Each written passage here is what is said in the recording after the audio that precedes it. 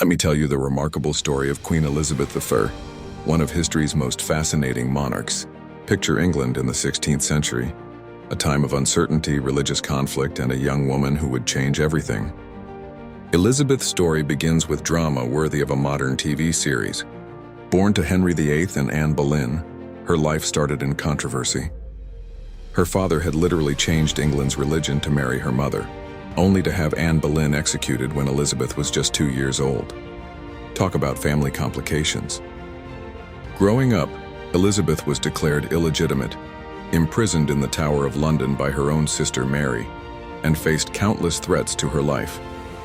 But here's where it gets interesting. Instead of breaking her, these challenges shaped her into something extraordinary. When she finally became queen in 1558, everyone expected her to marry quickly and produce an heir. But Elizabeth had other plans. She famously declared herself married to England and became known as the Virgin Queen. Pretty bold move for a 16th century woman, right? During her 45-year reign, she transformed England into a powerhouse. Remember the Spanish Armada? Elizabeth rallied her troops with one of history's most famous speeches, declaring, "I know I have the body of a weak and feeble woman, but I have the heart and stomach of a king." And guess what? England won that battle against all odds, but it wasn't just about warfare. Under Elizabeth, England experienced a cultural renaissance like never before. This was the age of Shakespeare, of exploration, of scientific advancement. The arts flourished, trade boomed, and England became a major player on the world stage. What's truly remarkable about Elizabeth's reign was her ability to balance power with diplomacy. She was tough when needed, but knew when to compromise. She managed to maintain peace in a religiously divided country and established the Church of England as we know it today.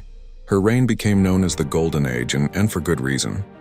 Literature, music, and theater thrived. English explorers circled the globe.